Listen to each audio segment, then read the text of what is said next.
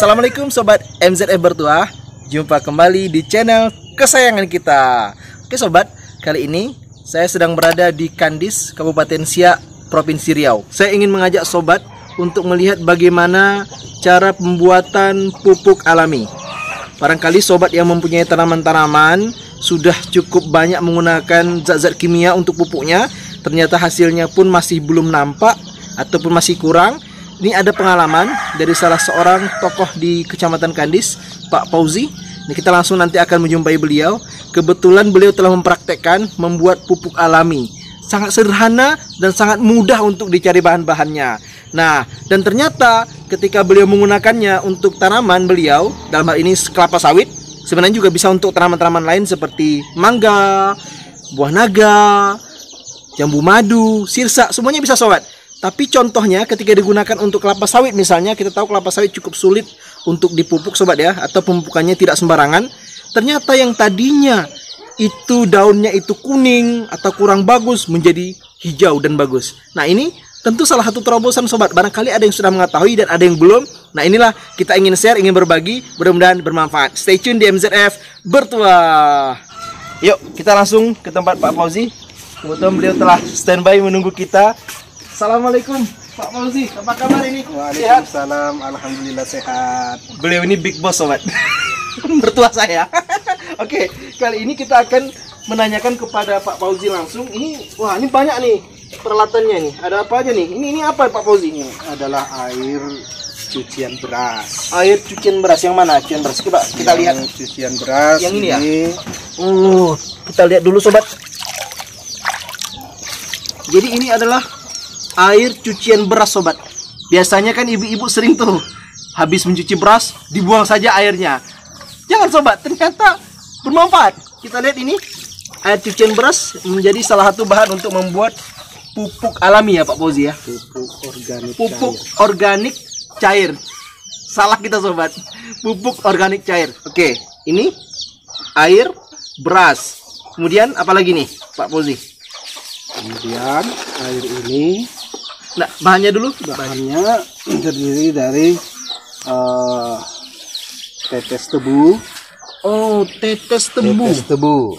Ini di mana bisa kita dapatkan tetes tebu ini? Tetes tebu itu bisa ada di pasaran untuk dijual.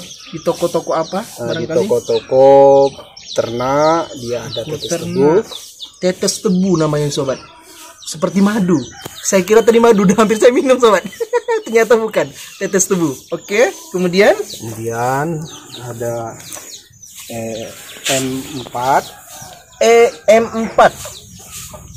Setahu saya M4 ini ada warna merah atau warna pink sobat ya. Tapi ini ada yang warna kuning ya Pak Fauzi. Iya, warna kuning. Jadi kita pakai yang warna kuning ini. Kuning. Tidak bisa yang merah.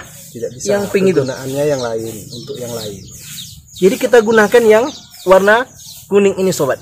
Oke, EM4 nih bisa sobat lihat ya. Iya. Kemudian apa lagi nih Pak Fauzi? Iya. Ini cerocok ya. Ini cerocok. Atau kalau bahasa sini apa namanya? Corong. Kalau bahasa kami cerocok sobat. Bahasa orang Melayu. Oke, kemudian ini Itu untuk menyimpan air. oh, berarti jerigen kosong saja ya? Ya, jerigen kosong. Atau tempat tidak harus jerigen ya Pak Fauzi? Bisa ember bisa? Bisa ember. Sobat, jerigen pula. Nah ini dia sobat, contoh pupuk organik cair yang telah jadi. Warnanya agak kekuning-kuningan sobat, kita bisa lihat nih. Nah seperti itu bentuknya. Ya, contoh saja sobat ya. Kita lihat Berbau harum. baunya harum ini ya. Baunya harum. Cium. Setelah berumur 7 hari. Oh iya, ada bau khasnya sobat. Ini memang karena tadi menggunakan Tetes tebu. Baunya memang ada bau tebu. Iya, bau bau gula aren gitu ya ada. Iya. Oke, sobat ini dia telah jadi. Nah, bagaimana cara untuk membuatnya? Langsung kita tanyakan sama Pak Fauzi. Yuk kita lihat sobat. Jadi gimana nih Pak cara membuatnya? Ya, cara membuatnya, air yang sudah kita sediakan bekas atau sisa dari cucian beras ya. Iya. Kita tampung ke dalam sebuah tempat, Ya. jangan dibuang. Ini Pak, barangkali mau ditanyakan juga, ini air cucian beras yang pertama atau bagaimana? Atau bisa ya bekas cucian beras sembarang aja? Atau air hasil cucian pertama saja? Ya, setiap cucian beras itu ditampung, mau pertama sampai terakhir pencucian ditampung semua. Oh, berarti ini semua sobat ya. Artinya tidak harus air cucian pertama kali. Ya. Gitu sobat ya. Oke, silakan Pak. Nah, Lanjutkan. kemudian kita ambil EM4, kita campurkan, hanya menggunakan 1 tutup botol aja. Iya. Ini kita tuang. Oh, 1 tutup botol EM4. Oke. Ya, Dituang. ini diaduk. Oh, diaduk sobat ya. Ini nggak apa-apa diaduk pakai tangan ini Pak. Tidak apa-apa karena bahannya tidak bahan Oh, berbahaya, bukan berbahaya karena ini memang bahan alami alami. saja. Oke. Kita lanjutkan. Setelah EM4 ya. dicampur EM4, kita campur lagi dengan tetes tebu 1 tutup botol. 1 tutup botol. Sedikit aja ya. Sedikit saja, bisa juga untuk pengganti air tetes tebu ini dengan air gula merah. Air gula merah. Iya, Gula merah dihancurkan. gula merah dihancurkan, dikasih air, ya kira-kira 1 batang? cukup lah, Secukupnya. secukupnya. Jadi bisa juga kalau sobat payah mencari air mencari tetes tebu ini dengan cara apa tadi Pak? Gula merah ya. Gula merah yang dicairkan. Ah, nanti digunakan sebanyak 1 tutup botol juga. ya, untuk pengganti tetes tebu Tetes ini. tebu. Oh ya barangkali payah ya sobat ya. Ya. Tapi biasanya ada ya Pak di mana-mana ya. Ya, fungsinya untuk makanan bakteri yang hidup di air ini. Itu adalah fungsinya untuk Makanan bakteri. Ya, sementara EM4 itu adalah Bakterinya. yang akan melahirkan bibit bakteri. Oh, seperti itu. Seperti itu. Ya indukannya lah berarti ini ya. Bahannya, ya. Yang akan nanti menjadi bakteri. Kira-kira bakteri. gitu. Ini udah diaduk seperti ini. Udah diaduk seperti itu. Baunya enak sih sobat ya. Enak ini. Baunya wangi. Enak ini. Kemudian Kemudian kita simpan ke dalam sebuah tempat seperti jergen. oh iya Kita iya. taruh. Oh, seperti ini. Barangkali kita bisa lihat di depannya sobat. Ah ya. Seperti ini. Kita tuang. Oh. Jadi tinggal dituang seperti ini saja ya. Tuang, disimpan selama 1 minggu.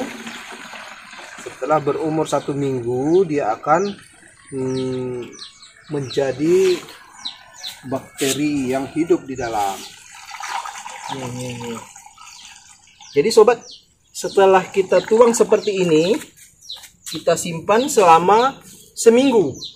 Nanti setelah seminggu dia akan berisi bakteri. Nah, bakteri inilah yang akan nanti menjadi pupuk ya, Pak ya. Itu akan menjadi alat pengurai tanah yang tandus. Tanah yang tandus. Oh, logik sobat, sangat masuk akal dan ini layak untuk kita coba sobat ya. Kemudian ini kita tutup seperti biasa ya Pak ya. Setelah 1 minggu kita buka, bakteri itu hidup, dapat kita kenal dengan dia ada sebuah kehidupan apabila kita dengar di lubang ini. Dia akan ada sebuah kehidupan yang berbunyi kritik. Oh, jadi sobat, setelah nanti seminggu kita bisa dengarkan, kita buka, kita dengar. Ini ada seperti suara-suara kehidupan ya, terdengar. Nah, ini tanda bahwa ini telah siap untuk digunakan. Betul ya, Pak ya? Sudah siap. Oke. Nah, setelah lebih kurang seminggu sobat, begitu tadi ini telah terdengar ada seperti kehidupan dalamnya, ada terdengar suara bakterinya, ini telah siap kita gunakan. Bagaimana cara menggunakannya? Nah, kita bisa lihat. Nah, ini kebetulan sudah ada yang jadi sobat. Kita tuangkan seperti ini ya Pak ya? Iya. Kita tuangkan. Ini dosisnya seperti apa Pak? Berapa banyak? Dosisnya Ya. apabila pohon keras bisa langsung dituangkan di tanah, di akar pohon keras itu. Oh, pohon keras misalnya seperti ini ya Pak ya, seperti jambu, mangga, sawit. Ya, ya. Itu yang tahan untuk langsung dialokasikan yang seperti ini. Oh, maksudnya tanpa perlu dicampur air. Tanpa dicampur air. Kalau untuk tanaman yang palawija yang tidak muda, keras, tanaman muda, tanaman muda, dia kita khawatirkan tidak tahan. Oh, maka dia harus dicampur dengan air. Tambah air lagi. Seperti itu sobat. Misalnya seperti cabai, tomat. Nah, itu nggak bisa langsung sobat ya. Itu harus kita campur dengan air.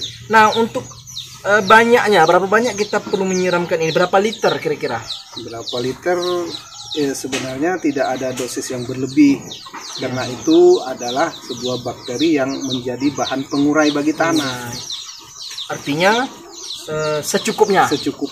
Kita bisa menakar sendiri sobat. Jika itu untuk misalnya mangga, ya bagaimana bisa sekeliling mangga itu kena kira seperti itu langsung ke akarnya ya Pak ya. Kalau sawit ya gimana biar kena sawitnya. Kalau dia palawija atau tanaman-tanaman muda, tanahnya yang penting agar terkena, bukan pohonnya. Oh, jadi intinya pada tanahnya sobat ya, jangan harus ke tanahnya gambur sehingga mengurai tanah yang mati menjadi subur. Oke. Ini ini kandungannya adalah pupuk buah. Ini pupuk buah ya? Iya. Oh, jadi ini perlu juga kita tanyakan sobat. Jadi ini gunanya untuk pupuk buah. Iya. Bukan untuk daun atau karena dia terbuat dari buah. Dari mana buahnya tadi? Buah beras, padi. Oh, seperti itu sobat. Jadi padi tadi kan berasal dari bekas air cucian beras. Beras itu kan buah, hasil dari sesuatu. Maka hasilnya itu pun akan menjadi nanti pupuk buah. Seperti itu Pak ya? Iya. Kalau dia dari daun, alatnya hasilkan jadi pupuk daun. Oh, itu sobat, dapat ilmu baru kita. Nah, oke, ternyata seperti itu.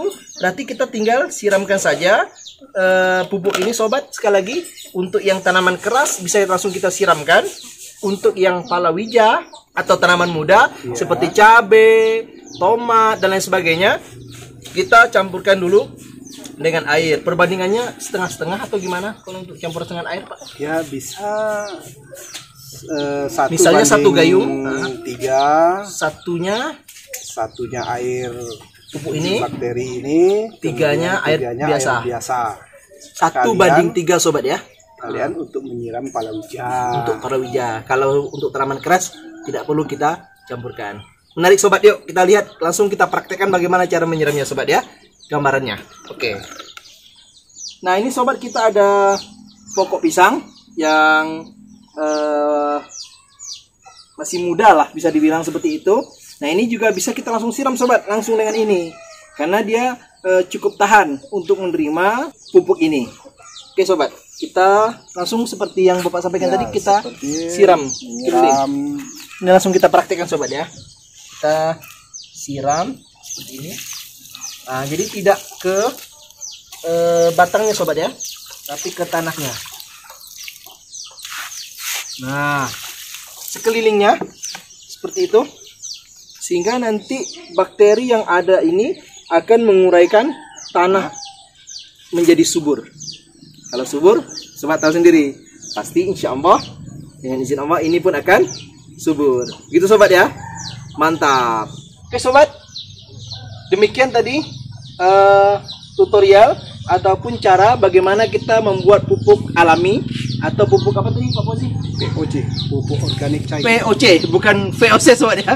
POC, pupuk organik cair. Nah, mudah-mudahan sobat semua bisa mempraktekannya dan bermanfaat bagi sobat. Ini terima kasih Pak Fauzi atas ilmunya. Mudah-mudahan bermanfaat bagi sobat semua ya. Jangan lupa subscribe, like dan share channel kesayangan kita MZF Bertua. Assalamualaikum.